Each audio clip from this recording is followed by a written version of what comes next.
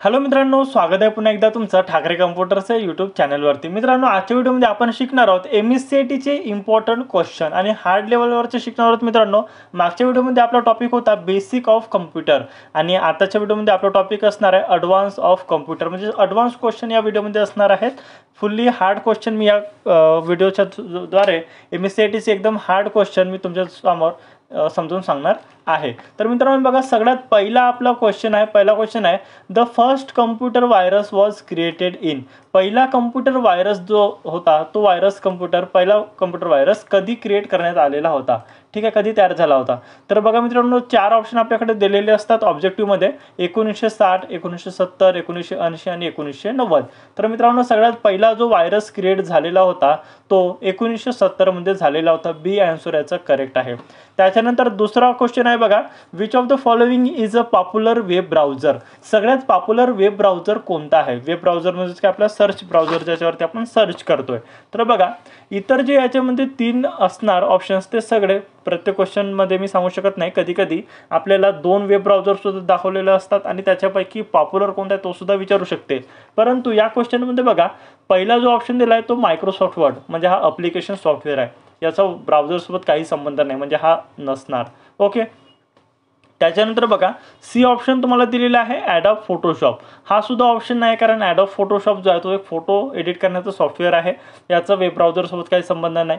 Windows media player हा song play करण्यासाठी किंवा मूवीज प्ले करण्यासाठीचा एक सॉफ्टवेअर आहे, तर याचा सुद्धा काही संबंध नाही। एकच ऑप्शन आपल्याकडे उरतोय गुगल क्रोम। गुगल क्रोम याच्यावरती आपण काही पण वेबसाईट वगैरे सर्च करत असतो, वेगवेगळ्या गोष्टी सर्च करतोय, तर गुगल क्रोम हा आपला वेब ब्राउझर असणार आहे। कधी कधी मित्रांनो तुमच्यासमोर मायक्रोसॉफ्ट एज, विंडोज एक्सप्लोरर अशा प्रकारचे ब्राउझर सुद्धा दिसणार, परंतु जगप्रसिद्ध सगळ्यात मोठा आणि सगळ्यात जास्त यूज करणारा सॉफ्टवेअर, सगळ्यात पॉप्युलर वेब ब्राउझर हा गुगल क्रोमच आहे, ठीक आहे।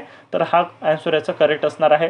तिसरा क्वेश्चन आहे, a hard disk drive is an example of. Hard disk कशाचं एक्झाम्पल आहे? तर तुम्हाला माहिती आहे, हार्ड डिस्कमध्ये आपण डाटा स्टोअर करत असतो, ठीक आहे। आता बघा, याच्यामध्ये चारही ऑप्शन जे आहेत ते डाटा स्टोअर करण्याचे ऑप्शन्स आहेत, primary storage, secondary storage, territory storage आणि कॅशे मेमरी। या चारही ऑप्शनमध्ये डाटा सेव्ह होतो, परंतु हार्ड डिस्क जी आहे ती सेकंडरी स्टोरेज युनिट आहे। कशी स्टोरेज आहे? सेकंडरी स्टोरेज आहे, त्याच्यामुळे याचा जो बी ऑप्शन आहे हा करेक्ट असणार आहे, सेकंडरी स्टोरेज। त्याच्यानंतर तिसरा क्वेश्चन आपल्याकडे आहे मित्रांनो, बघा तिसरा क्वेश्चन कोणता आहे, चौथा question, the term software refers to. Software म्हणजेच काय? तर सॉफ्टवेअर म्हणजे प्रोग्राम्स असतात किंवा ॲप्लिकेशन असतात जे की आपण कम्प्युटरमध्ये यूज करत असतो। तर याच्यावरून आपल्याकडे बी ऑप्शन जो आहे, the programs or application use on the computer, हा आपला करेक्ट आन्सर आहे। पाचवा क्वेश्चन आहे, which of the following is a programming language. खालीलपैकी कोणती प्रोग्रामिंग लँग्वेज आहे? जसं आपलं मराठी, इंग्लिश, हिंदी हे आपले बोलण्याचे लँग्वेज आहेत, सेम त्या प्रकारे कम्प्युटरमध्ये प्रोग्राम बनवायचा असेल तर प्रोग्रामिंग लँग्वेजचा उपयोग केला जातो। तर जावा स्क्रिप्ट ही प्रोग्रामिंग लँग्वेज आहे, या लँग्वेजचा वापर करून मोठे मोठे वेबसाईट, मोठे मोठे गेम्सचा वगैरे निर्माण केले जाते, तर जावा स्क्रिप्ट ही प्रोग्रामिंग लँग्वेज आहे, ठीक आहे। त्याच्यानंतर बघा, सहावा क्वेश्चन आहे, what is the function of an ALU in a computer. Arithmetic logic unit. ALU म्हणजेच काय? Arithmetic logical unit. याचं फंक्शन काय, याचं काम काय आहे? तर मित्रांनो बघा, अर्थमॅटिक लॉजिक युनिटचं काम असतंय लॉजिकल आणि अर्थमॅटिकल ऑपरेशन्स कम्प्युटरमध्ये परफॉर्म करण्याचं काम असते, तर बी ऑप्शन आपला हा करेक्ट असणार आहे।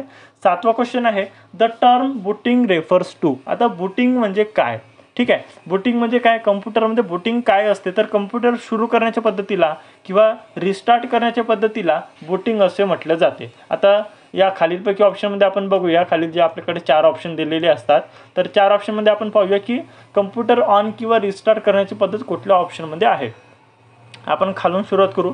डी ऑप्शन आहे रनिंग अ प्रोग्राम, याच्यामध्ये काही रिस्टार्ट किंवा स्टार्टचा विशेष नाही आहे। त्याच्यानंतर बघा, डिलीटिंग फाईल डिलीट करण्यासाठी बूटिंगचा वापर केला जात नाही। इन्स्टॉलिंग सॉफ्टवेअर याचा सुद्धा काही संबंध नाही, परंतु टर्निंग द कम्प्युटर ऑन, पहिलाच ऑप्शन आपला बरोबर आहे मित्रांनो, टर्निंग द कम्प्युटर ऑन म्हणजेच काय, बूटिंग करणे। त्याच्यानंतर आहे आठवा क्वेश्चन बघा, which of this is a non volatile memory. Non volatile memory म्हणजेच काय, ज्या मेमरीवरती विजेचा काहीच प्रभाव पडत नाही ती नॉन व्होलाटाईल, ठीक आहे। तर बघा, याच्यामध्ये नॉन व्होलाटाईल मेमरी जी असते, आता बघा रॅम जी आहे रॅन्डम ॲक्सेस मेमोरी, लाईट गेल्यानंतर याच्यामध्ये डाटा नष्ट होतो, तर ही नॉन वोलाटाईल मेमोरी नाही, ही वोलाटाईल मेमोरी आहे. कॅशे मेमोरीमधला सुद्धा डाटा नष्ट होतो. आणि रजिस्टर म्हणजेच काय, रॅमवरती जे छोटे छोटे चिप्स असतात जे तुम्ही बघितले असणार, जर तुम्ही रॅम बघितले असाल तर नक्कीच तुम्हाला माहिती असेल, त्याच्यावरती छोटे छोटे चिप असतात, ठीक आहे, तर त्याला आपण रजिस्टर म्हणतोय. तर बघा हे तिन्ही जे ऑप्शन्स आहेत हे वोलाटाईल मेमोरीचे आहे, परंतु रोम जी आहे रीड ओनली मेमोरी, ठीक आहे, हे नॉन वोलाटाईल असते, कधीच याच्यातला डाटा आपण नष्ट करू शकत नाही, एक युजर याच्यातला डाटा नष्ट करू शकत नाही. म्हणजेच काय, हा रोम जे आहे ह्या नॉन वोलाटाईल असते, वीज म्हणजेच इलेक्ट्रिसिटी गेली आली याच्यासोबत काही याचा फरक पडत नाही. नवा क्वेश्चन आहे आपल्याकडे, what does the save option in a computer program do. Save option आपण कम्प्युटर प्रोग्राममध्ये कधी यूज करतो, तर बघा सेव्ह या ऑप्शनचा वापर कधी केला जाते, फाईल क्लोज करण्यासाठी नाही, फाईल क्लोज करण्यासाठी कम्प्युटर म्हणजे सेव्हचा ऑप्शन वापर करतच नाही आपण. Make a copy of the file, एखादी फाईल आहे त्याची कॉपी आपल्याला म्हणजेच परत एक दुसरी कॉपी ठेवायची आपल्याला, डुप्लिकेट कॉपी, तर त्यासाठी आपण सेव्ह याचा वापर करतो, सेव्हचा वापर करत नाही, म्हणजे हा सुद्धा ऑप्शन आपला चुकीचं आहे, हा सुद्धा चुकीचा आहे. त्याच्यानंतर बघा delete the file, file delete करण्यासाठी आपण सेव्हचा वापर करत नाही, ठीक आहे, त्याच्यामुळे हा सुद्धा ऑप्शन डिलीट आहे. सी ऑप्शन जे आहे आपल्याकडे, store changes made to a file, ठीक आहे, एखादी फाईल आहे त्याच्यामध्ये आपण काही चेंजेस केले आणि त्याला आपल्याला जर ते चेंजेस सेव्ह करायचे असतील, स्टोअर करायचे असतील, तर तेव्हा आपण सेव्हचा वापर करतोय. म्हणजेच काय, सी ऑप्शन आपला करेक्ट असणार आहे, store changes to made to a file. Okay, 10वा क्वेश्चन आपल्याकडे, which of the following is the permanent storage device. खालीलपैकी कोणता परमानंट स्टोरेज डिव्हाइस आहे. आधीच्या क्वेश्चनमध्ये म्हणजे आता 2-4 क्वेश्चन जे झाले त्याच्या आधीच्या क्वेश्चनमध्ये मी तुम्हाला सांगितलं होतं की हार्ड डिस्क ही परमानंट स्टोरेज ड्राईव्ह आहे, ठीक आहे. ओके, तर सी ऑप्शन आपला करेक्ट असणार आहे, हार्ड डिस्क आपली परमानंट स्टोरेज डिव्हाइस आहे. त्याच्यानंतर आहे 11वा question, the term byte refers to. Byte कशाचा प्रकार आहे, तर बघा जसं आपलं किलो किंवा लिटर हे आपल्याकडे सामान मोजण्याचे एकक असतात, युनिट असतात, तशा टाईप सेम आपल्याकडे बाईट जो आहे तो मेमोरी मोजण्याचा युनिट आहे, ठीक आहे. तर बघा आपला पहिला जो ऑप्शन आहे, ऑप्शन ए हा करेक्ट असणार आहे, a unit of memory storage, ठीक आहे, मेमोरी स्टोरेज मोजण्याचं काय आहे, हा युनिट आहे. 12वा क्वेश्चन आहे, which of the following is use to store data temporary, ठीक आहे, कोणता जो खालीलपैकी कोणती अशी कोणता असा पॉईंट आहे, ठीक आहे, कोणता असा ऑप्शन आहे की जो टेम्पररी डाटा सेव्ह करतोय. तर तुम्हाला माहिती आहे मित्रांनो, रॅम जे असते आपली ते टेम्पररी डाटा सेव्ह करते, हार्ड डिस्क परमानंट करते, रोमसुद्धा परमानंट करते, DVDसुद्धा परमानंट डाटा सेव्ह करते, परंतु रॅम जी आहे ती टेम्पररी डाटा सेव्ह करत असते, त्याच्यामुळे सी ऑप्शन हा बरोबर आहे. What does a web browser do. Web browser काय करतो, वेब ब्राउझरचं काम काय आहे, तर बघा वेब ब्राउझर फक्त आपल्याला वेबसाईट दाखवण्याचं काम करतोय, तर आपला बी ऑप्शन करेक्ट असणार आहे, डिस्प्ले वेबसाईट्स, ठीक आहे, वेबसाईट डिस्प्ले करण्याचं काम कोण करतोय, वेब ब्राउझर करतोय. 14वा क्वेश्चन आहे, which of the following is not a part of CPU. खालीलपैकी कोणता सीपीयूचा पार्ट नाही, तर बघा आता ALU म्हणजेच arithmetic and logical unit. CPU म्हणजेच काय, CPU म्हणजेच प्रोसेसर, ठीक आहे, प्रोसेसरलाच आपण CPU सुद्धा म्हणतोय. ओके, तर बघा प्रोसेसरमध्ये ALU म्हणजेच अर्थमॅटिक अँड लॉजिकल युनिट असते, CU म्हणजे कंट्रोल युनिट पण असते, रजिस्टर म्हणजे छोटीशी मेमोरी, ठीक आहे, 2-3 MBची, तर ते सुद्धा मेमोरी आपल्या CPU मध्ये असते, परंतु रॅम जी आहे ती CPU मध्ये राहत नाही, ठीक आहे, तर रॅम याचा करेक्ट आन्सर असणार आहे. त्याच्यानंतरचा क्वेश्चन बघा, which of this primary function of the operating system. Operating सिस्टीमचा प्रायमरी फंक्शन कोणता आहे, तर बघा ऑपरेटिंग सिस्टीम जे असते जसं आपलं विंडोज झाला, मॅक OS झाला, अँड्रॉइड झाला मोबाईलमध्ये किंवा ॲपल झाला, हे सगळे ऑपरेटिंग सिस्टीम आहे. यांचं सगळ्यात पहिलं प्रायमरी फंक्शन काय आहे, जे आपले हार्डवेअर आहे आणि सॉफ्टवेअर आहे त्याच्यामध्ये कम्युनिकेशन करून देणे, त्यांच्यामध्ये योग्य मॅनेजिंग करणे. तर बघा आपला पहिला ऑप्शन जो तुम्हाला दिसत असेल, managing hardware and software resources, हा ऑप्शन आपला करेक्ट आहे. 16वा क्वेश्चन आहे, which of the following is an example of a storage medium. खालीलपैकी स्टोरेज मीडियमचा कोणता एक एक्झाम्पल आहे, तर बघा CPU म्हणजेच प्रोसेसर असतो, त्याच्यामध्ये प्रोसेस करण्याचं काम केलं जाते. मायक्रो प्रोसेसर हा सुद्धा एक प्रोसेसर आहे मायक्रोवाला, ठीक आहे. रॅममध्ये डाटा सेव्ह होतो परंतु परमानंट होत नाही, काही काळासाठीच राहतो, परंतु हार्ड डिस्क जे आहे हा एक परमानंट असलेलं काही आहे, स्टोरेज मीडियम आहे, तर आपण याला एक्झाम्पल ऑफ स्टोरेज मीडियम म्हणून गृहीत पकडू शकतोय, तर आपला बी ऑप्शन करेक्ट आहे, हार्ड डिस्क. 17वा क्वेश्चन आहे, which of this is a not example of an operating system. खालीलपैकी कोणता ऑपरेटिंग सिस्टीमचा प्रकार नाही, ज्या प्रकारे मी तुम्हाला आताच सांगितलेलं आहे, विंडोज हा एक ऑपरेटिंग सिस्टीम आहे, मॅक OS म्हणजे आपण जसं मॅकबुक म्हणतो तो सुद्धा ऑपरेटिंग सिस्टीम आहे, लिनक्स हे सुद्धा ऑपरेटिंग सिस्टीम आहे, परंतु वर्डप्रेस, ठीक आहे, वर्डप्रेस ही एक ऑपरेटिंग सिस्टीम नसून ही एक सॉफ्टवेअर आहे वर्डप्रेस, ज्याच्यामध्ये वेबसाईट डेव्हलप केल्या जाते. तर हा याचा आन्सर करेक्ट असणार आहे. ठीक आहे, इज नॉट, ठीक आहे, नॉट म्हणलं आहे, this is not an example of operating system. Operating सिस्टीमचा कोणता प्रकार नाही, तर वर्डप्रेस हा प्रकार नाही. ओके, 18वा क्वेश्चन आहे, which of the following is a cloud storage services. खालीलपैकी कोणता क्लाउड स्टोरेज सर्व्हिस आहे, हा क्वेश्चन विचारला गेलेला आहे मित्रांनो. आता बघा, क्लाउड स्टोरेज काय असते. सिंपलमध्ये जर सांगायचं झालं तर इंटरनेटमध्ये जे आपण डाटा सेव्ह करत असतो तो क्लाउड स्टोरेज असतो. ठीक आहे, आता बघा, गुगल ड्राईव्ह जी आहे त्याच्यामध्ये आपण काय करतोय, गुगल ड्राईव्हमध्ये आपण आपले डॉक्युमेंट्स, फोटोज, व्हिडिओज आपण सेव्ह करतो आणि ते कुठे सेव्ह होतात, ते गुगलमध्ये सेव्ह होतात, इंटरनेटमध्ये सेव्ह होतात, आपल्या मोबाईलमध्ये किंवा आपल्या कम्प्युटरमध्ये सेव्ह होत नाही. तर गुगल ड्राईव्ह हा याचा करेक्ट आन्सर असणार आहे. इतर ऑप्शन मी तुम्हाला सांगून देतो, त्याचे सुद्धा महत्त्व काय आहे. मायक्रोसॉफ्ट ऑफिस आपण वर्ड, पॉवरपॉईंट, एक्सेल यूज करतो, त्याच्यामध्ये डाटा सेव्ह करत नाही. विंडोज एक्सप्लोरर हा एक प्रकारचा सर्च ब्राउझर आहे, परंतु त्याच्यामध्ये आपल्याला डाटा सेव्ह करता येत नाही.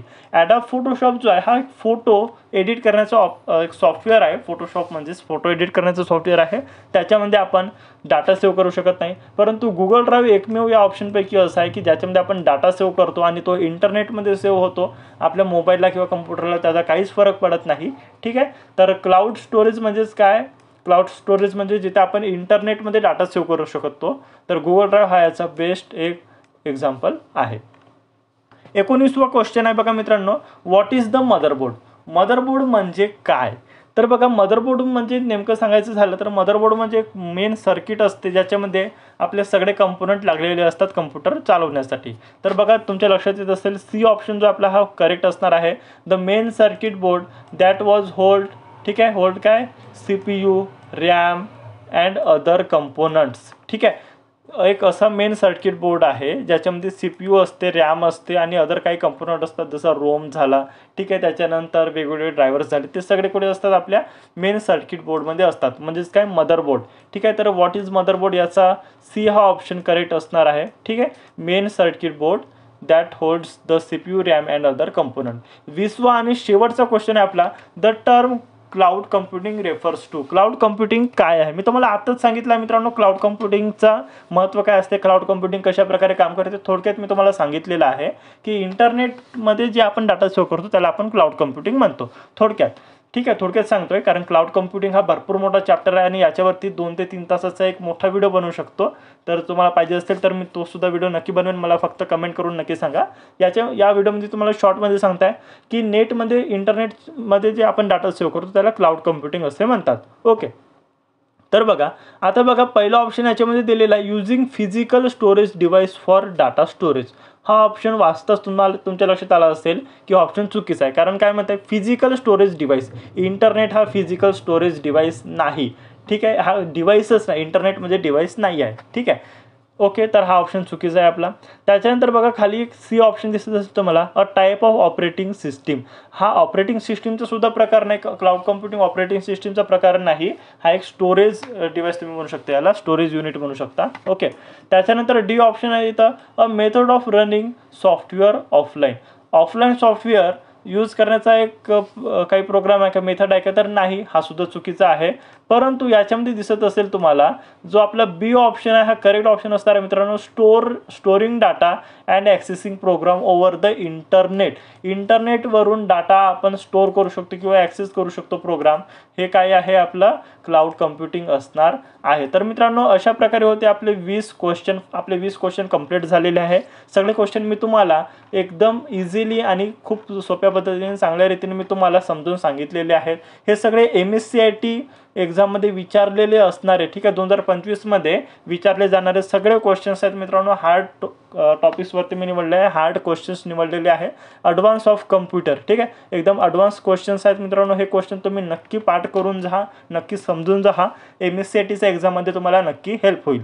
तर मित्रांनो, जर तुमची हेल्प होत असेल तर आपल्या ठाकरे कम्प्युटर्स या यूट्यूब चॅनलला आता सबस्क्राईब करा आणि हा व्हिडिओ शेअर करा त्यांना ज्यांची एक्झाम असेल MSCITची किंवा अदर कोणतीही कम्प्युटरची एक्झाम असेल तरी पण हे क्वेश्चन विचारू शकतात. तर मित्रांनो, हे क्वेश्चन तुम्ही पाठ करून जा, समजून जा आणि तुमच्या एक्झामसाठी बेस्ट ऑफ लक. थँक्यू मित्रांनो.